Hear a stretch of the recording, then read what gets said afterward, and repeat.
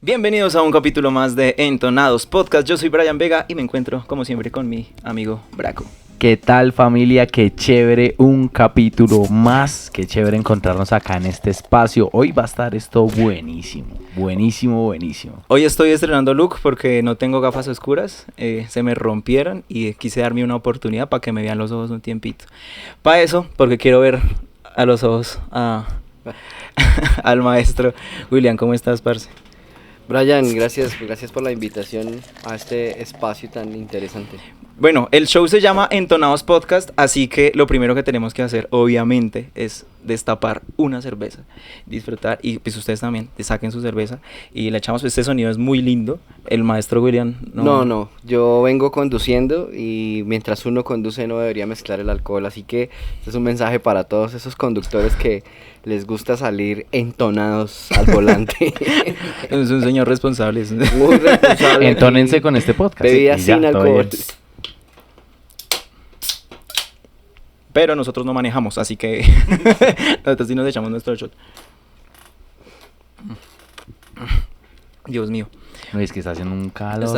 Aquí hace muchísimo calor. Bueno, antes de empezar, profe, yo le digo profe porque para mí es un maestro. Cuéntanos quién eres, porque mucha gente de pronto no sepa quién es. Entonces, ¿quién eres, William? Bueno, yo soy William Cardoso, soy licenciado en música, guitarrista, compositor, productor, arreglista, director de algunos proyectos musicales y nada, hoy aquí como invitado. Hay varias preguntas que tengo pensadas sobre la docencia y sobre también la parte musical, como la parte artística. Pregunta principal sería, pues nosotros acá los tres somos músicos y también somos profesores, pero ¿cómo jugamos con el poder hacer ambas cosas bien y mantenernos estables mentalmente, ¿no? Esa es una pregunta bien interesante para cualquier profesor de música, porque digamos que el profesor de música tiene que estar estableciendo ese equilibrio entre ambas cosas, y muchas veces es porque definitivamente hay que hacer ambas cosas. Este no es precisamente el país de las oportunidades y hay que acompañar el tema artístico musical con la docencia. Además que soy de los que piensa que el que siempre está enseñando también está aprendiendo, entonces es un continuo aprendizaje y mejora de habilidades y conocimientos. William, tú eres egresado, licenciatura en música, ¿en qué universidad? Yo soy egresado de la Universidad Pedagógica y Tecnológica de Colombia, la UPTC de Tunja. Fue pucha, hijos de la pública constantemente. Ok. Bueno, lo pregunto porque creo que eso da pie a muchas cosas también que podemos comenzar a conversar y es como, digamos, la música, la pedagogía cumplen un rol social, ¿sí? Y también no es lo mismo hablar con una persona egresada sin entrar a prejuicios ni nada por el estilo. Ya tendremos bueno, más es lo invitados mismo. de por ahí. De hecho, Rodri, el primer Sí. el de Entonados, él era de privada. Y el énfasis es muy diferente, Ujú. muy diferente. Entonces, yo quisiera acá como con base en eso decir, enseñar música, ¿para qué? ¿Para qué se enseña música? Bueno, yo creo que la música debería ser parte de la formación de cualquier individuo de la sociedad. La música es de estas artes que genera una sensibilización, una humanización de las personas, porque muchas veces encontramos individuos que son demasiado insensibles, demasiado intolerantes, con una cantidad de cargas que pienso que la música ayuda a canalizar todas esas cosas, ¿no? Entonces creo que la música debería ser parte del pensum académico, incluso desde la niñez, desde la primera infancia. Esto, además de la humanización y la sensibilización, va a generar en los niños, por ejemplo, el desarrollo de algunas zonas del cerebro. Bueno, les cuento, yo también estuve estudiando psicología. ¿Ya no? Hice 8 semestres y la dejé ahí. Sí, yo lo ¿En dónde conocí, estaba estudiaste estudiando psicología? ¿Cómo? ¿En dónde estabas estudiando Estaba psicología? estudiando en el Politécnico Gran Colombiano. En los 8 semestres que estuve ahí, aprendí cómo la música también genera impacto sobre algunas zonas del cerebro que son importantes para el desarrollo y que eso a largo tiempo va a crear mejores seres humanos, ¿no? Yo creo que ahí estamos entrando un poco también al término de la musicoterapia, ¿no? Y el arte terapia.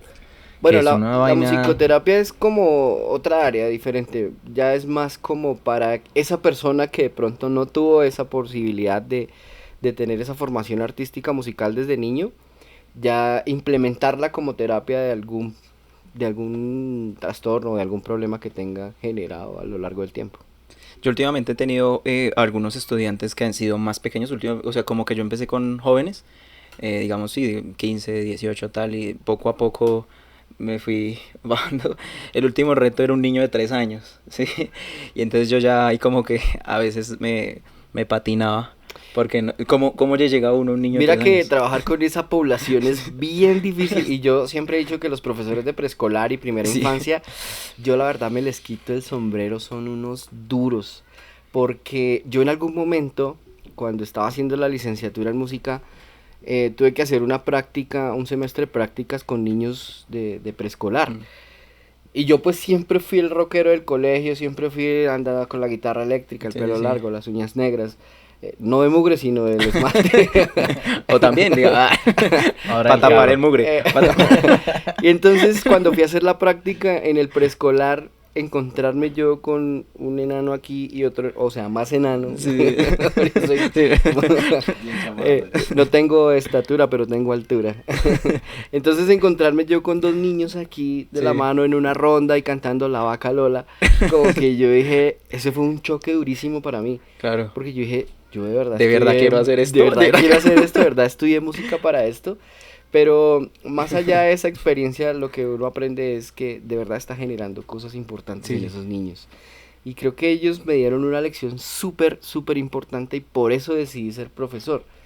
Porque es una anécdota, estaba un día enseñándole a unos niños de preescolar a tocar la flauta y, y entonces yo cogía a uno de los niños y le decía, ponga el dedito acá, este otro acá, y esto se llama do. Y luego si Ajá. quita este se llama re, y así, y le enseñé la escala, y luego sobre la escala empezó a él a tocar los pollitos.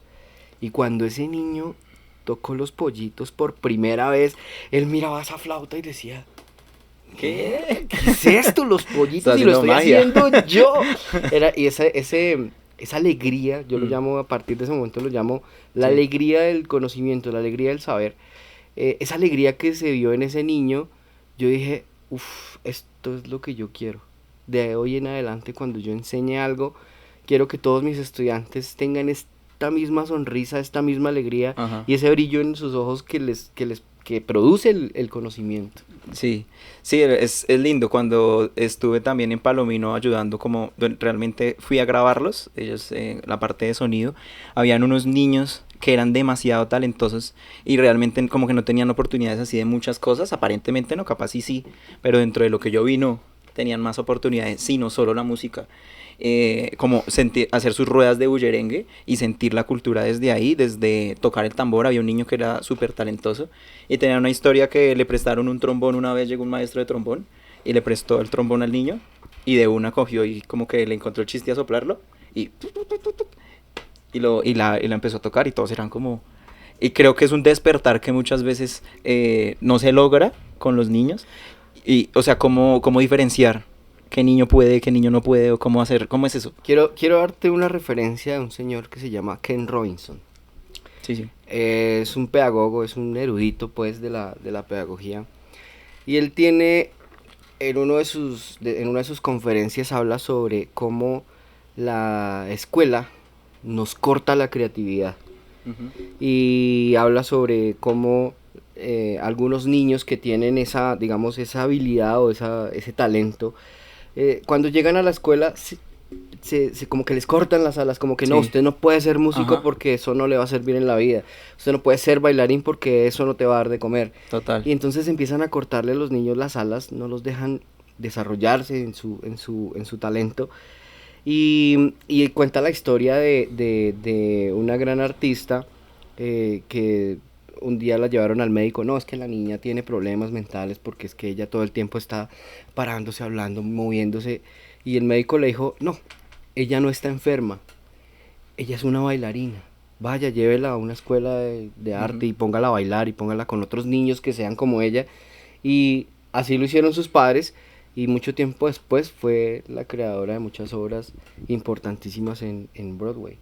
Entonces, esa historia me parece contundente para el desarrollo de las habilidades artísticas en los niños. ¿Y qué opinión, entonces, pues porque obviamente haces parte de una institución, trabajas en una institución, ¿qué opinión tienes frente a las instituciones educativas?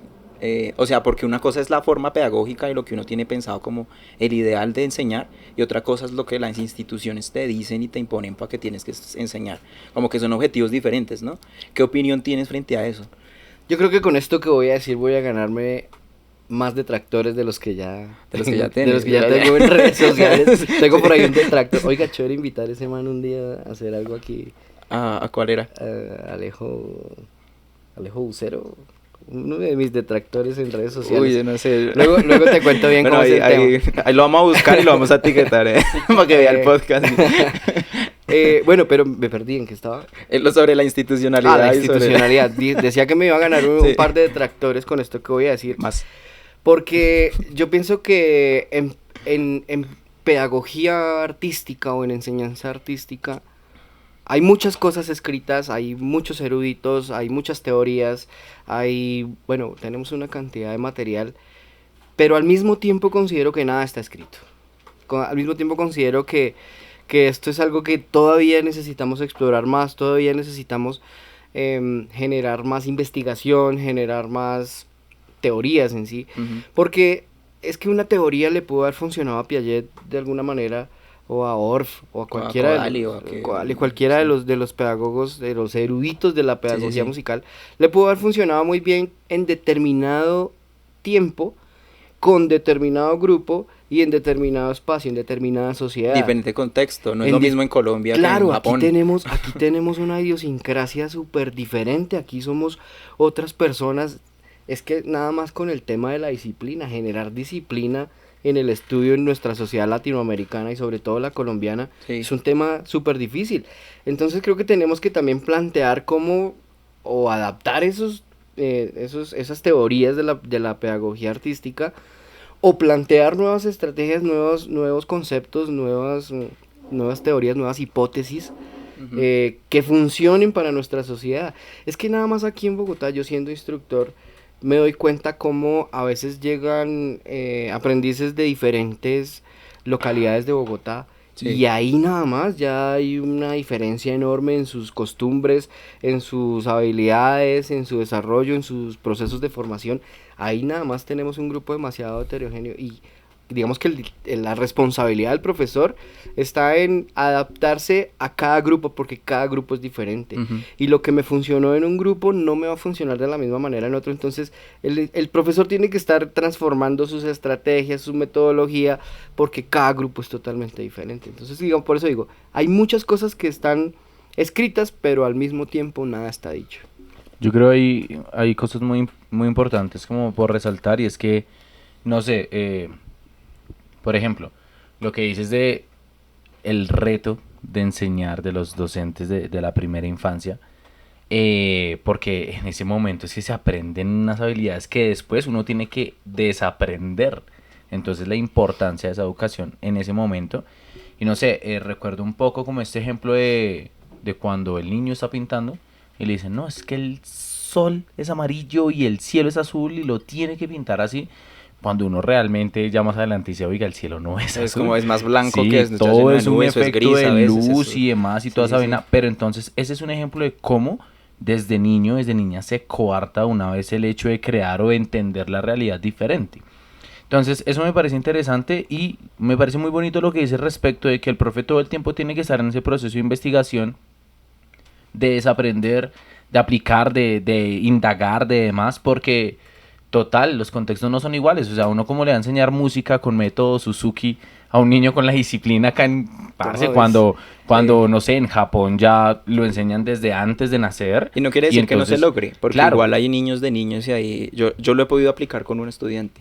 el método Suzuki, y ahí poquito a poquito y sí va funcionando. Pero con otro es como no puedo dar ni el primer paso, ese pelado ya está ahí como... ¡ah! No, Claro, solamente y no el pelado, puede- los papás. Los papás, Claro, sí. y comparar, y es que también ahí pasa un error gravísimo y es que, ok, este método, porque a los 4 años el niño no está tocando como, ¿sabes? Entonces es como... O sea, Mozart ya parce, estaba componiendo porque mi niño no. exacto, o sea, pero hay que entender el contexto y en cuanto a pedagogías y en cuanto a lo que tú dices de escribir y demás, me parece muy chévere porque en efecto toda la gente evoca a Piaget, ¿sabes? Evoca que, pues, claro, los logros que alcanzó son grandísimos, pero ¿hace cuánto? Y no podemos seguir como con este mismo estándar de ahí, sino ¿Y que en tenemos dónde? que seguir, Claro. claro, ¿y en dónde? ¿Y con quién? Y es que Claro. son muchos factores los que están influyendo ahí. Sí, total. Entonces, no sé, digamos, ahí tú mencionas algo respecto a Latinoamérica, a contextos, y hay que comenzar a estudiarse y repensarse a los teóricos latinoamericanos y demás. Por ejemplo, no sé, tú hablas de Bogotá, entonces manejo a personas de diferentes localidades en Bogotá, entendiendo que Bogotá es el reflejo de una de las sociedades más desiguales del mundo. Es una locura porque tú puedes estar en el centro, pero si llega un niño que vive en el Santa Fe, es una realidad completamente diferente a un niño que vive en Mártires y pueden Y vivir es a ahí 3 cerca. cuadras. Mm. A 3 cuadras. Como un niño que vive, bueno, en fin. Pero el punto es Incluso digamos la Macarena y la Perseverancia, ¿no? total. Que es como una cuadra nomás que cambia y ya es otro... Se transforma. es otra cosa. Totalmente. Y si ahí pasas a la H, que es relativamente Sí, cerca, también. es otra realidad. Entonces, frente a esas teorías y demás, me parece como una pregunta curiosa, capciosa, y es, ¿tú qué piensas entonces respecto a la pedagogía popular que se escapa un poco de la institucionalidad? Es un poco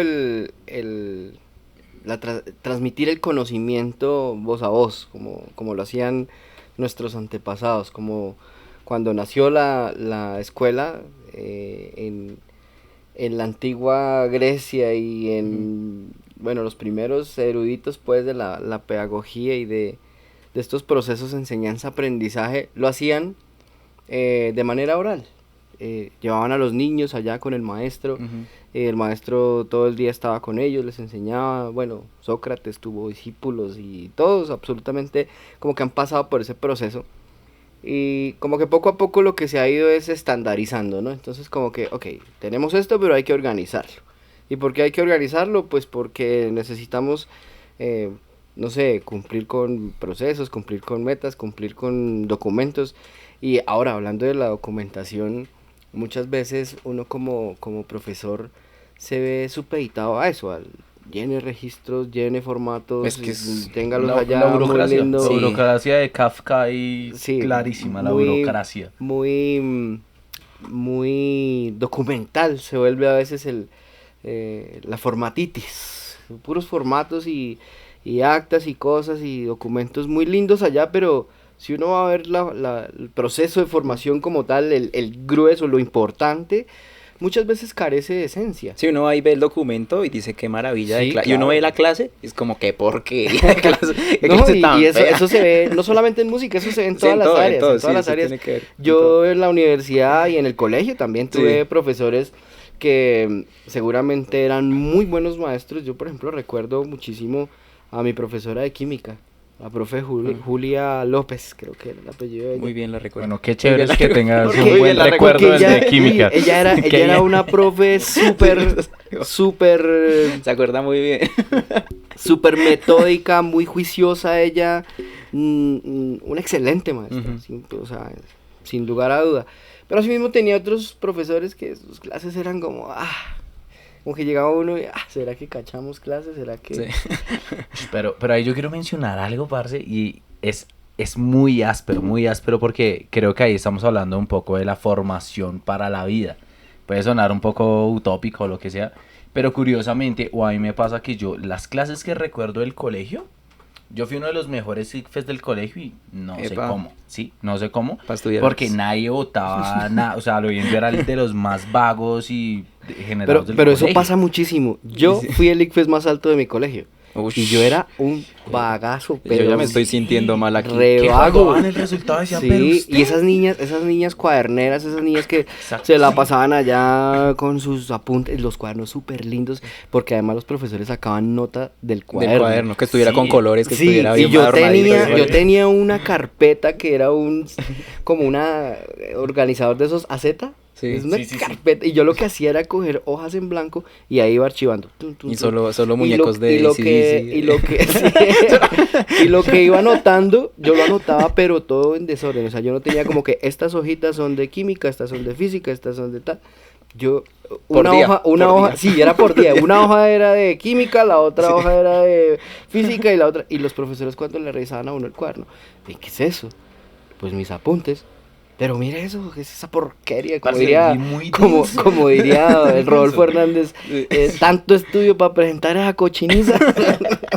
Sí. Pero muy denso porque curiosamente ahí va en cuanto a análisis de trazos y maricadas así. Es como, no, la persona como es desorganizada, entonces en su vida está desorganizada. Va a ser desorganizada, Sí. ¿no? Es como ahí re irracional. Pero bueno, volviendo a eso, es como la educación para la vida. Entonces, lo que uno más recuerda del colegio es lo que le sirve de uno o le permitió entender la sociedad o puede aplicar en su vida. Digamos, qué chévere que tengas ese recuerdo de la profesora de química, porque en mi caso fue lo contrario, güey. La de O química sea, fue fue la- así como algo en parte traumático, paila, porque como que si alguna vez ves esto, querido profesor, quiero que sepas que gracias a ti entendí cómo no ser profesor. Bueno, ¿Sí me pero hago eso es una entender? gran enseñanza también. Sí, pero digamos, así mismo, Pues- yo lo entendí así, pero ¿a cuántos chinos no les afectó la misma vuelta? Claro. ¿Sí?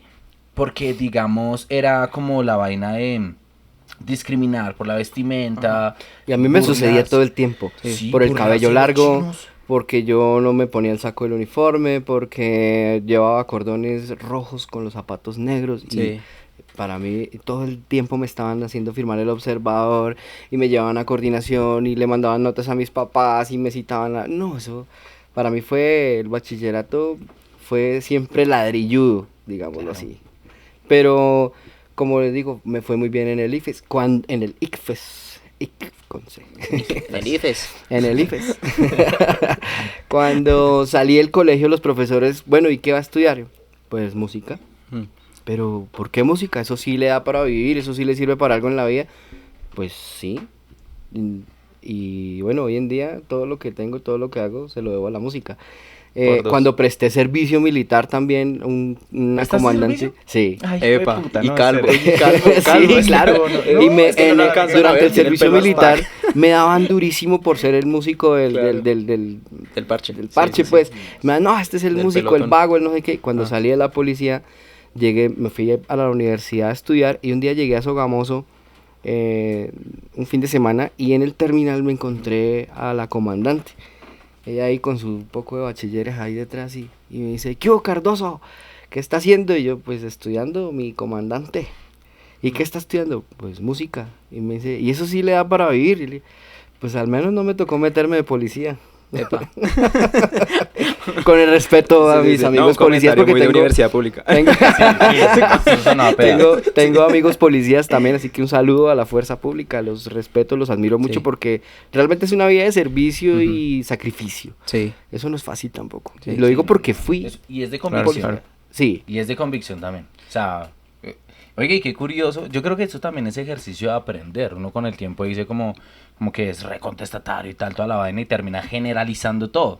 Pero cuando uno ya está en la realidad y palpa otras realidades, entonces uno ya comienza a decir, espere porque no puedo partir todo desde el prejuicio. Claro. Sin embargo, iba a decir algo y es que muy loco el hecho ese, o sea, el prestar el servicio militar es una vaina muy traumática para muchos hombres. Sí. Sí, Mm. y que Desde el dicen- examen. Solo llegar el y que momento, dicen, sí. Sí, desde el no, examen, desde el día que le hacen cortar. el examen, de una vez ahí empieza el trauma.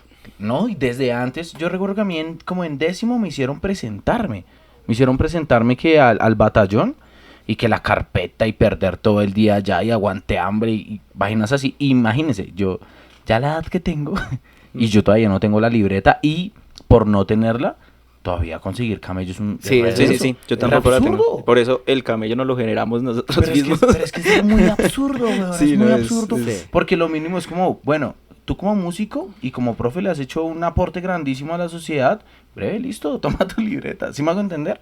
Algo así, pero es como, no, de malas, no puedes trabajar, así tengas la Sí, sí, experiencia sí. que tengas el camello que tengas, porque no título. prestas un servicio Sí, sí, con el sí. que no estás de acuerdo, porque consideras que las armas no son, no, o sea, yo no me veo cogiendo un arma, weón, todavía, Sí. bueno, de pronto Para un videoclip. no, Ah. ni siquiera, no, weón, ni siquiera, no, a mí me gustan los juegos de puntería, Ok. pero no para matar O pájaros. sea, como paintball. Sí, Como eso jugar me encantaría, paintball. weón, pero yo saber que una La arma, ruedita ya con las weón, galletas.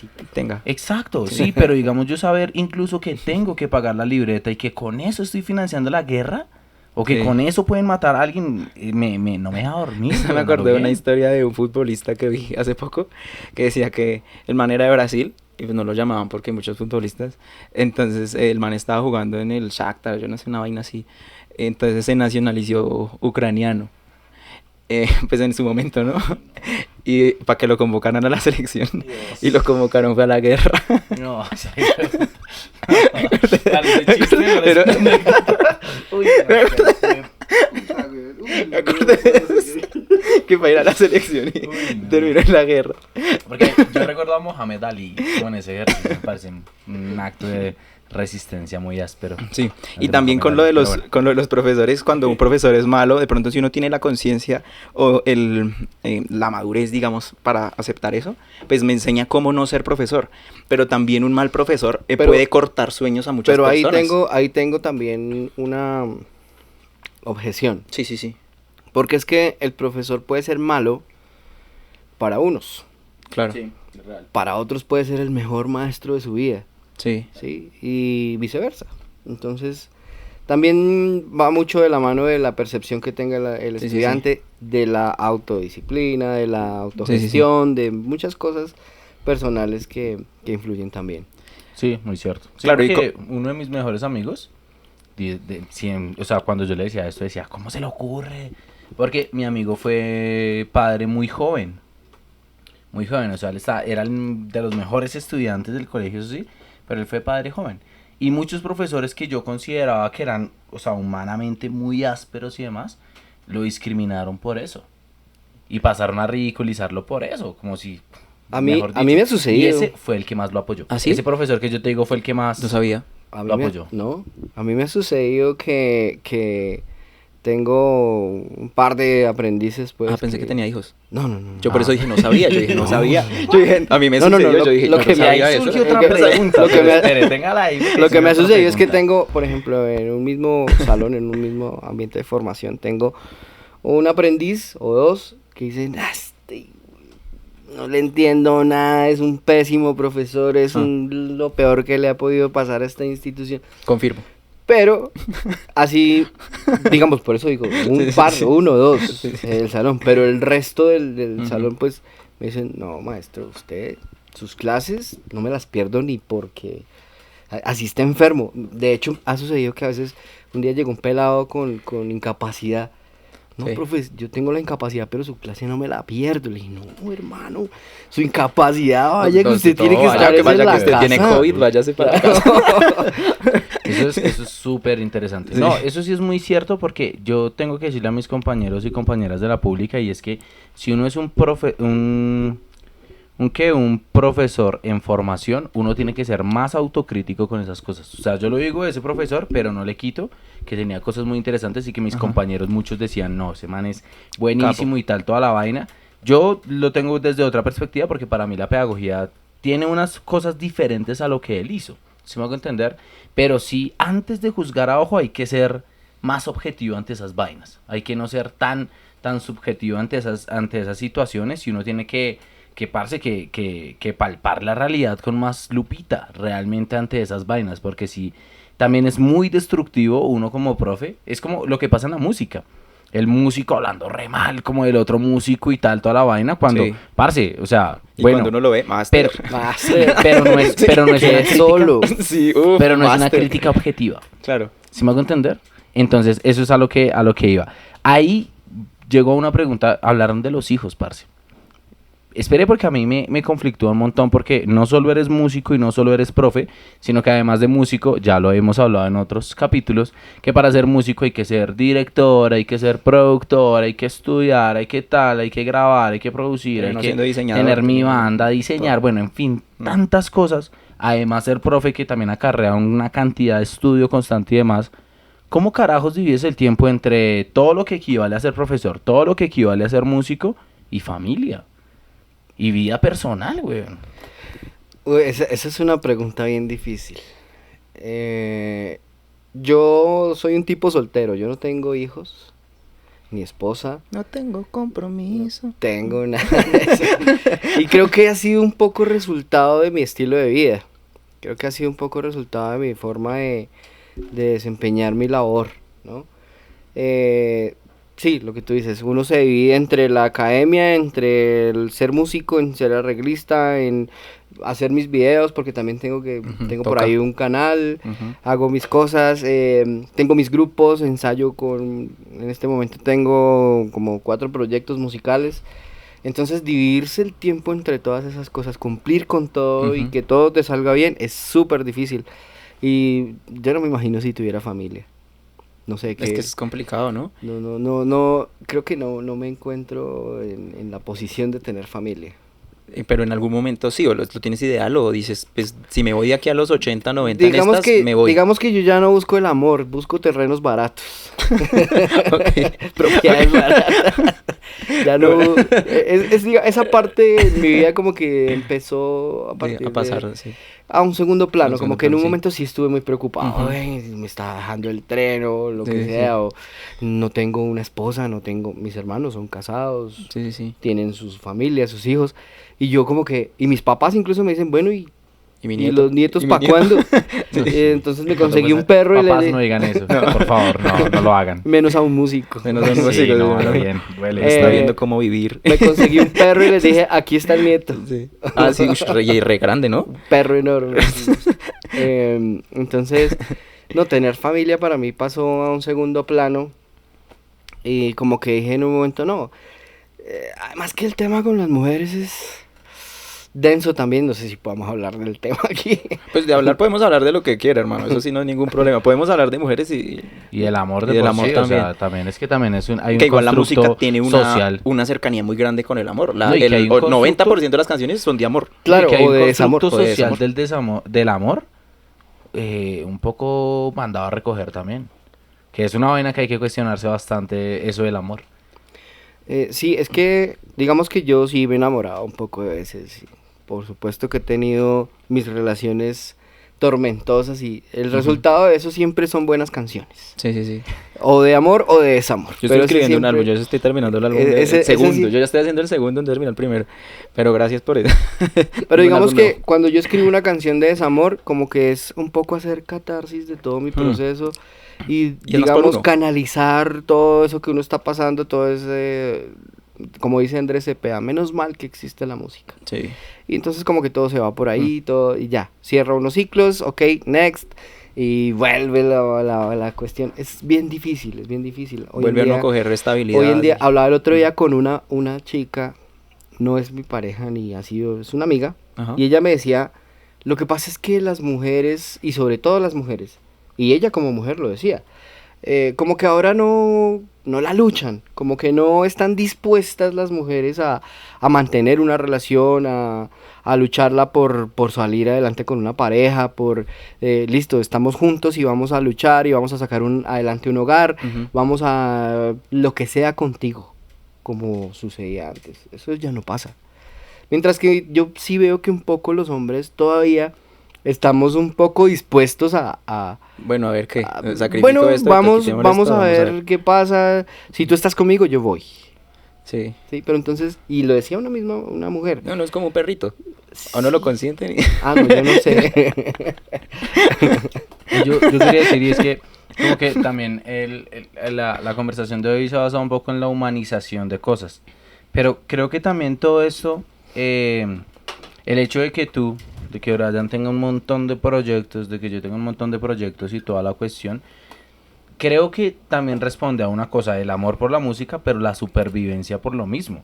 Y ahí llegamos a una reflexión de lo social muy densa, que es la sobreproductividad como Ajá. tal, que no se ha hablado desde el arte. O sea, la sobreproductividad, porque digamos, hoy yo estaba con mi compañero y también le decía parce, o sea, hoy, por ejemplo, como músico, tú tienes que comenzar a sacrificar muchas compartires con tu familia, toda la cuestión, si tienes una pareja también acarrea un esfuerzo, acarrea un Ujú. tiempo, y uno no es que quiera sacrificar esas vainas, sino que el mismo acto de sobrevivir del arte le hace sacrificar esas cosas. Y eso a mí me parece redenso porque es un acto de sobreproductividad. Sí, y yo creo que también hay que hablarlo. Que ella lo hablaba, por ejemplo, con un parcero que el man se la pasa girando por el mundo. Parece, ¿cómo carajos es posible tener una familia en términos, entre comillas, pongámosle estable? Pues con esa exigencia. No, Claro, eso Porque toca es que si como, no gira, güey, no eso toca come. como el caracol, con la casita al hombro. Sí, Yo creo que es la única forma. qué gonorrea, güey. Pero Qué también duro. ya sería también sacrificar los sueños de esa otra persona, ¿no? Claro. A que se vaya detrás de uno. Parce, Pues, y de ¿qué pronto más? la inestabilidad. Sí. Imagínate un hijo en eso, güey. Ah. O sea, un hijo que no puede tener una formación, por ejemplo, bueno, ya Que encuentre hablamos una de la profesora muy buena o un profesor muy bueno, pero Y pues al tiene otro que año irse te al lo otro cambian y te lado. ponen uno así bien Y es- cortasueños, digamos. ¿Sí? Sí. Claro que, digamos que un poco con los artistas de hoy en día, que son artistas estrellas fugaces, ¿no? Como que tienen un momento de Ujú. gloria, pero ningún artista le sucede ahora lo que le pasa, por ejemplo, a Bon Jovi, a Aerosmith, que son artistas que desde su adolescencia y desde muy niños estuvieron todo el tiempo rodeados de fama, dinero, bueno, sexo, drogas, rock and roll. Pero eso no le pasa a los artistas de ahora. Los artistas de ahora son muy efímeros, son muy Ujú. superficiales, son muy momentáneos. Como que tienen un momentico de éxito. Y bueno, el que sigue, que esto Sí. es como el que está fritando empanadas rápido, las otras que se me quema el aceite. Sí, y ahí sería como una pregunta, por qué ser artista? ¿Por qué ser artista? Claro. Bajo esas condiciones. Bueno, es que también ahí entramos a otra. Necesitamos un psicólogo que nos hable de esta condición. A lo bien. ¿Por qué ser artista Claro, bajo porque- esas sí, condiciones de de ser tan efímero y tan estrella fugaz? Primero hay que ver los artistas, ¿no? Si de verdad son artistas, porque es que hoy en día encontramos muchos que se las tiran de artistas y que pues realmente no hay esencia ahí. Ujú. Y lo vemos desde las canciones. El otro día hablaba con un primo que también a veces toca guitarra y publicó un video donde hacía un solo de una banda de rock contemporánea, no vamos a decir nombres aquí, pero es una banda de rock nueva, emergente. Pero no son amigos. No. Ah, entonces no lo digamos. En- Si llegué, no hay Entonces, problema, pero pues si no, no amigos, estaba, no. estaba mi primo tocando el solo de guitarra Ajá. y era una cosa tan básica, tan sencilla, tan superficial, tan...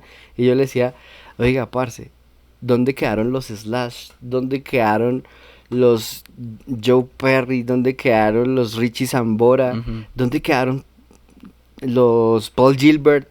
Esos guitarristas que hacían unos solos increíbles en la música, y era música realmente con estructura, con contenido, con armonía, con intercambios modales, con una Ujú. modulaciones, una cantidad de elementos. ¿Dónde quedaron? Ahora la música es muy... Y eso mismo lleva a que los artistas sean de la misma manera. Llegan, Sí. toman el éxito, un momento, pum, y chao. El otro, y el otro, y el otro. Sí. Y así, eso pasa. Pero digamos que entonces, ¿cómo es ser un artista? O desde qué punto ya sería un artista? Digamos que todos son artistas, pero uno bueno. ¿Qué haría un buen artista? Uy, ¿qué haría un buen artista? Primero, pues hay que hacer buena música. ¿Y qué sería buena música? Y ahí entramos en la subjetividad de Claro, lo que claro. es bueno y lo que Claro, es malo. claro, claro. En lo que Ya es un tema y ahí sobre todo la subjetividad como del arte. Moral, ¿no? Un tema Sí, que para alguien una pintura puede ser increíble, para Sí, alguien, sí. para otra persona puede ser un par de rayones. Me dice, Exacto. ¿qué es? Sí. Sí, entonces esa es la subjetividad del arte. Pero sí hay temas de calidad. Sí. Definitivamente sí hay temas de calidad. Yo he visto muchas agrupaciones en vivo. Por ejemplo, estuve en el concierto de Lenny Kravitz. Sí.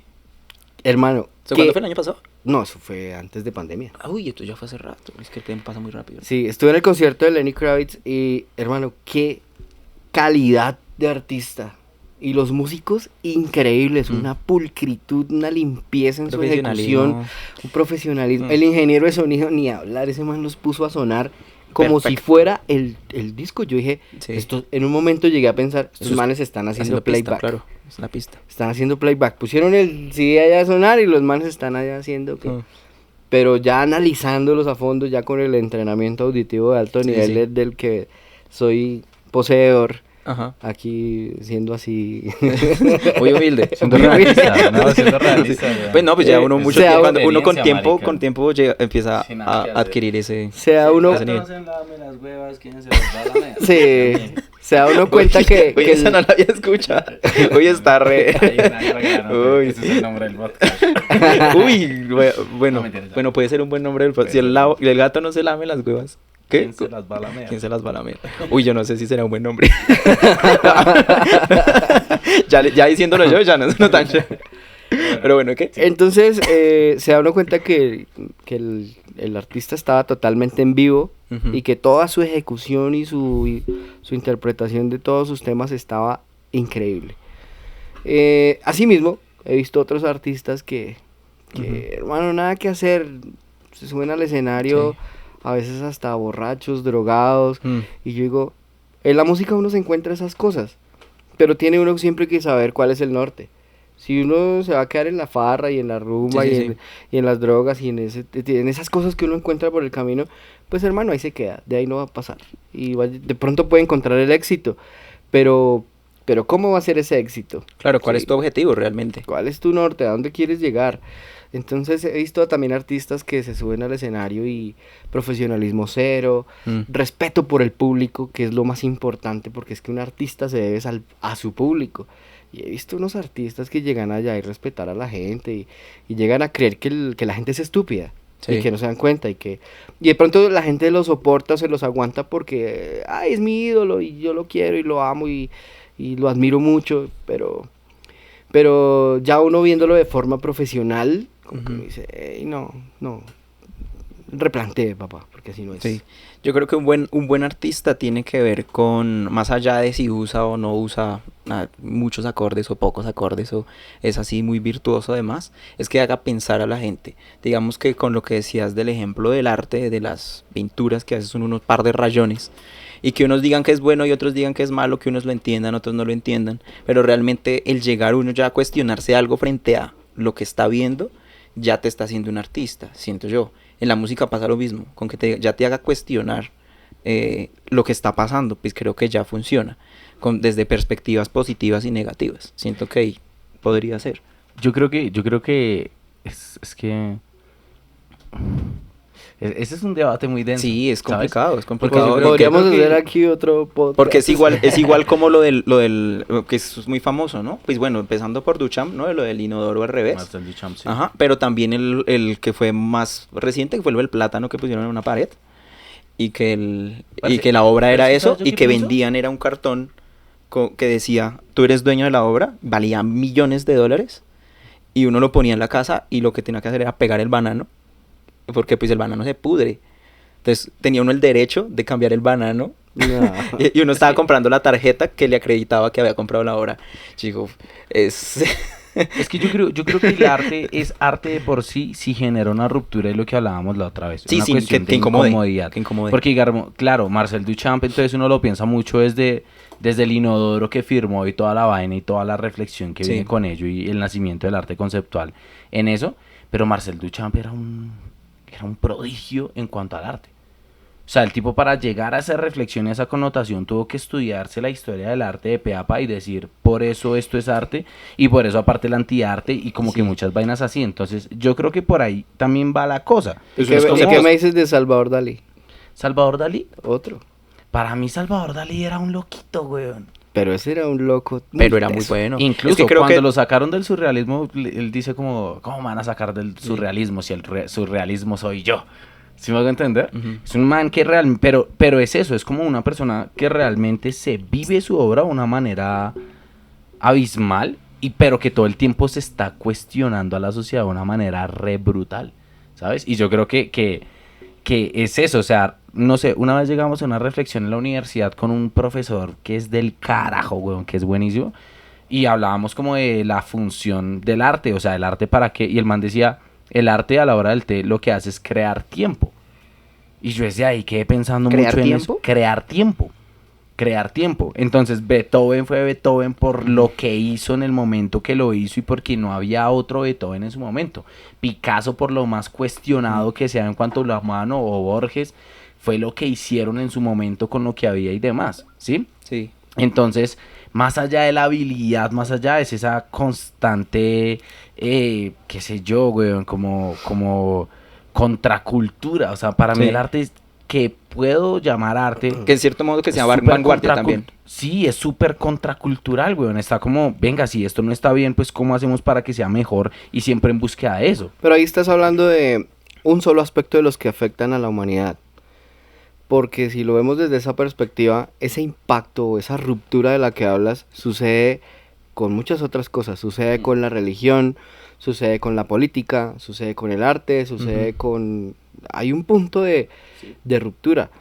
Y, por ejemplo, bueno, no sé, hablemos de las religiones en el mundo. Hay muchísimas religiones y hay en este momento hay También un, estoy así. hay- Solo traje una, nos toca pelearnos esa. Perdón, no es interrumpirte, solo que es que está está muy muy bueno. en este momento, por ejemplo, hay una guerra en Medio Oriente Sí, sí. por religión. Es una guerra que no nació hace 2 años o en pandemia. No, lleva muchos años. Es una guerra que viene desde el mismísimo momento en el que Moisés sacó a su pueblo de Egipto, ¿sí? Y porque Y ahora están haciendo una limpieza étnica y si vamos más atrás, increíblemente horrible. Moisés, ¿quién era? Moisés no era ningún aparecido. Moisés venía de una familia de sangre diferente. Venía de Enoc y Enoc de Matusalén. Y, o sea, es gente que definitivamente tenía algo especial. Sí. Todo eso cimentó, digamos que, el piso de las religiones. Ujú. Y de ahí empezaron a surgir muchas, que los cristianos, que los evangélicos, que los mormones, que los musulmanes, que una cantidad de cosas, pero, y todos dicen tener la verdad. Y así como los artistas, todos dicen generar ruptura y todos dicen crear arte, pero ¿quién tiene la verdad absoluta? No lo sabemos. No es real. Y pero creo que por ahí va la vaina. Porque no lo sé, pienso en que una de las reflexiones que yo pensaba respecto a la pedagogía, y es que la función de la pedagogía de por sí es crear un carácter crítico. Que la misma persona pueda, por su misma experiencia, por su misma subjetividad, decir, hey, yo hago parte de una sociedad, me parece que esto está bien, me parece que esto... Pero porque yo lo entiendo, porque yo empapándome, investigando un montón de cosas, a partir de eso realizo tales cosas. Parece que eso. Y me parece que el arte también va por ahí también. En términos de que, un artista super streaming, y yo lo pueda ver y decir, parce, yo considero que es bueno esto, pero no me gusta eso, y a partir de eso comenzó a forjar, ¿sí? Una persona con, digamos, lo que tú decías ahorita del artista, que en cuanto a producción brutal, tal, los músicos brutal y todo eso, genial. Pero, parce, llegar a eso es una utopía, porque ¿cuánto músculo financiero tiene que tener este artista y todos sus músicos y todo el ingeniero para poder generar eso? Porque también no se puede encontrar, y nos ha pasado con el músico y el artista del putas, pero parce que es un abandonado de la sociedad porque no tiene la forma económica o no tiene realmente cómo hacerlo. Y que desde su casa, con un computador, con los acordes que haga, con tal, hace unas creaciones artísticas brutales. Entonces también me parece que eso... Como dicen por ahí, no es el arco ni la flecha, es el indio. Sí, y digamos, siento que ahí va la ruptura. Porque hay gente que tiene los estudios, parce, o sea, para hacer, weón, y cuando sale un producto uno queda como... Y el equipo y toda la vaina, y uno, parce, ¿tanto para eso? Y una persona que, a lo bien, sin nada, o solo con su guitarra, o solo con su voz, o solo con un escrito, medio lo exhibe, porque apenas llega una minoría... Y uno dice, parce, ahí hay arte, porque me incomodó, porque me sacudió, porque me sacó de sí un mismo y me hizo repensarme qué soy yo, vainas así, ¿sabes? No sé si estoy muy... Sí, no, sí, total.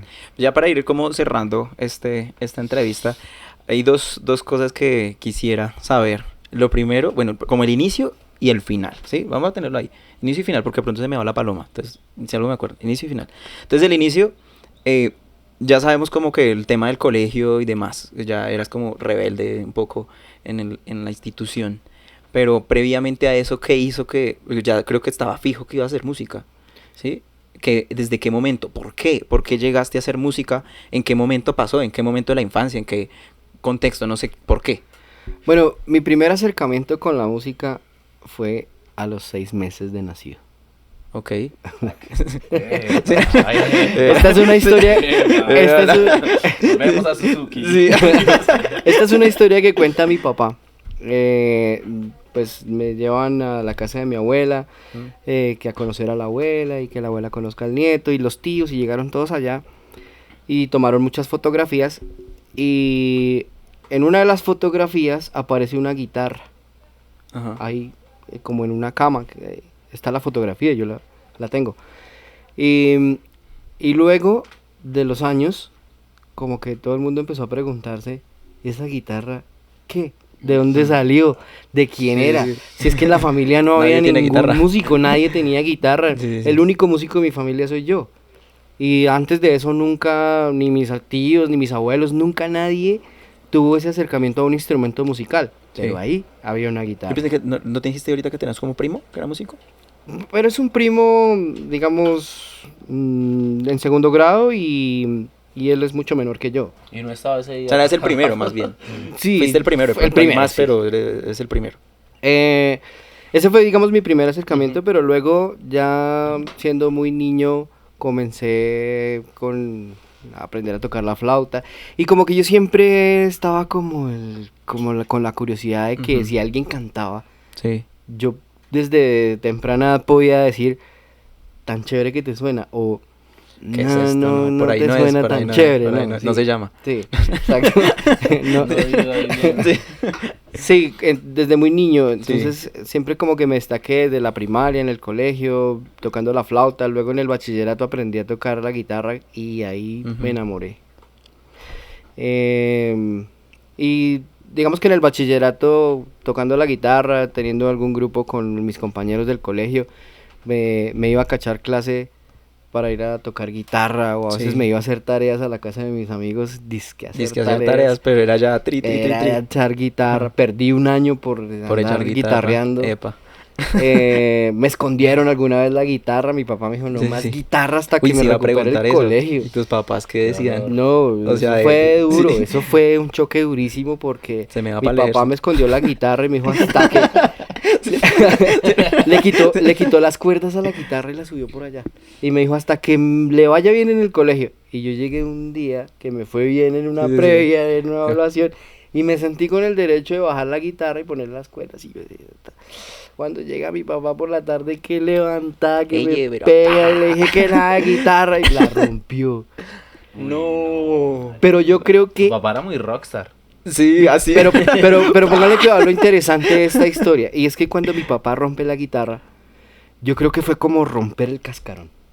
O sea, como que ahí yo dije, yo quiero ser músico. Sí, de malas. Sí, de o malas. sea, Ahora fue sí como- me dio más motivos. Como que, sí, como que ahí dije, Ahora sí. ¡ah! Me rompió la guitarra.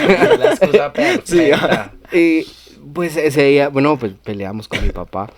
Pero creo que ahí mi papá Sí. me dio a mí una lección de vida también. Porque como que me dijo, bueno, hijo, perdóname por... Ah. Me dejé llevar un momento y se me cayó la guitarra.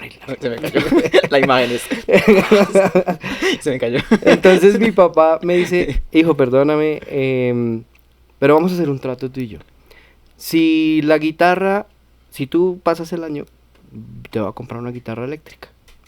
Y yo, uff, una guitarra eléctrica, en esa época tener una Claro. guitarra eléctrica era súper difícil. Claro. Era imposible. El que tenía una guitarra eléctrica era o porque tenía mucho billete o porque tenía familia en el extranjero.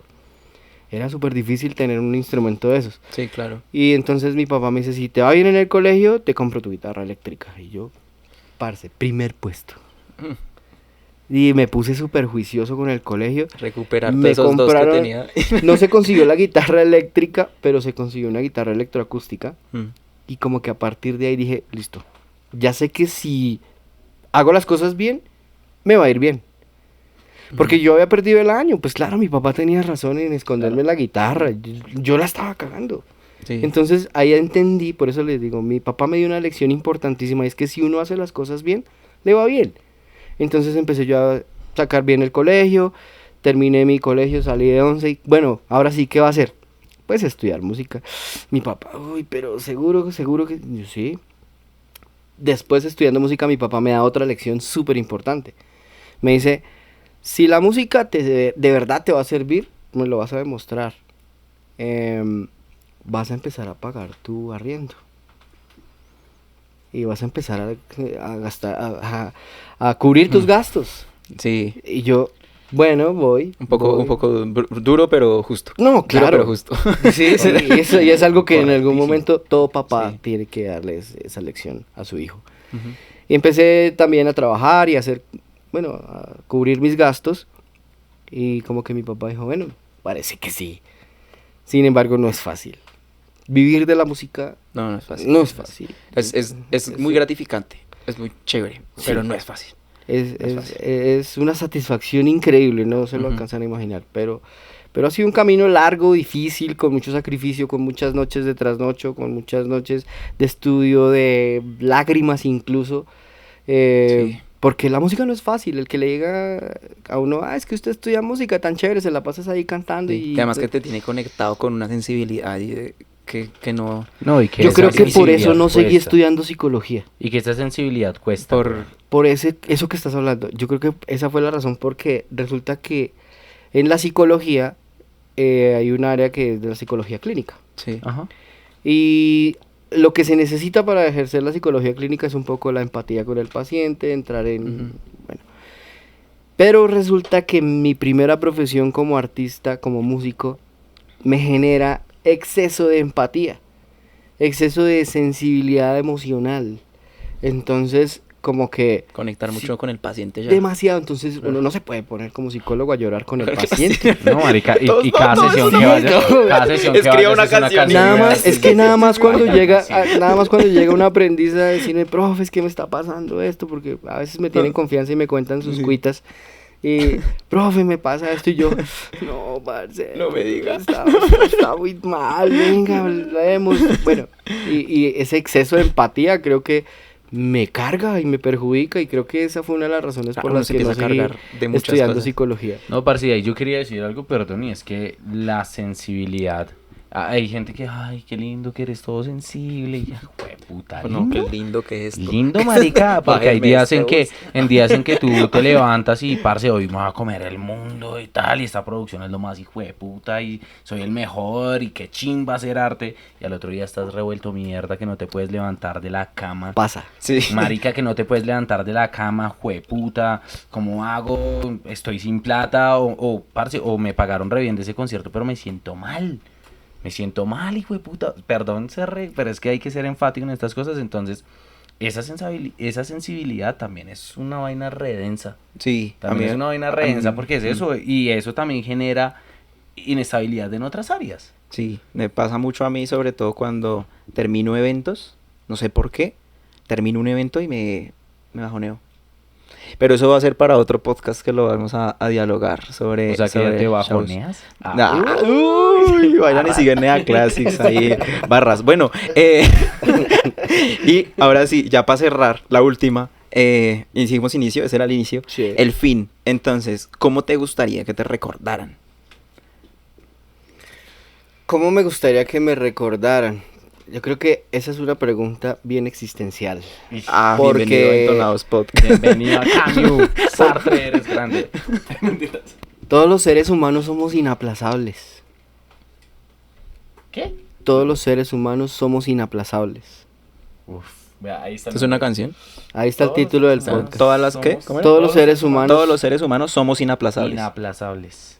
somos prescindibles pero inaplazables. Somos prescindibles, pero inaplazables. Porque a ti te pueden cambiar en una empresa Ujú. y no pasa nada. Ponen otro. Rey muerto, rey puesto. Sí, sí. Tú terminas una relación y luego viene... Y ya hay otro man ahí. Ya hay otro man ahí seguramente. Yo no por- Sí. Ya, ahora sí están tranquilos. Entonces todos somos prescindibles, pero también somos inaplazables. Dios Entonces Cristo. creo que todos en absoluto todos los seres humanos estamos luchando por eso, por ser recordados por algo. Entonces, ustedes, por ejemplo, están luchando por ser recordados haciendo este tipo de programas. Eso no es más que la búsqueda de ser recordado en el futuro. Ujú. Cualquier cosa que hagas en la música, en la pedagogía, en tus canciones, estás buscando ser recordado de alguna manera. O impactar a las otras personas que te tengan cierto, como la profesora de química. Exacto. Entonces yo creo que la forma en que yo busco ser recordado es, primero, creo que uno como profesor cambia vidas. Esa es la función de un maestro, cambiar, impactar vidas. Que esas personas se lleven algo de lo poquito que uno sepa para que su vida cambie, para que esa persona tenga otras posibilidades. Busco ser recordado como músico, como guitarrista, como productor. Pero sobre todo, creo que busco ser recordado como esa persona incondicional, ese amigo, ese pana, pues, que si tú necesitas y yo puedo ayudarte, seguramente que lo voy a hacer. Brian lo sabe. Brian sabe que las veces que me ha dicho, parce, tengo un concierto, no tengo guitarrista, ayúdeme, o lo que sea, yo, vamos, venga, no hay mucho presupuesto fresco, vamos. Cuando estabas estudiando conmigo, cuando fuiste mi alumno, cosas que de pronto, uy, parce, me pasa esto. Sí. Yo, Brian, listo, hágale. Mis estudiantes les pasa todo el tiempo, profe, no puedo llegar a la clase o no puedo presentar el material, me da un plazo. Hágale, hágalo, pero hágalo. ¿Sí? Si yo le puedo ayudar, para eso estoy. Creo que es la forma que me gustaría ser recordado, como esa persona que siempre estuvo para los demás.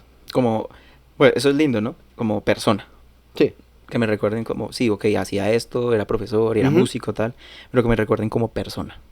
Eso es lo más... Eso es lo más lindo. Bueno, y con eso nos despedimos de este nuevo capítulo de podcast. Ya no nos queda cerveza, gaseosa te queda. Gaseosa sí, sí que... esa sí queda porque esa rinde más. Pues bueno, pero es por lo que está manejando. Esto hace menos daño, pero... Bueno, final polémico. Muchísimas gracias por estar aquí en Entonados Podcast y nos vemos en una próxima ocasión. Muchísimas gracias, William. Gracias, Braco. Yo soy Brian Vega y nos vemos en una próxima. Gracias. Qué chimba. Sí, así como... Bien, inaplazables. re bien. Más inaplazables hablas del tiempo.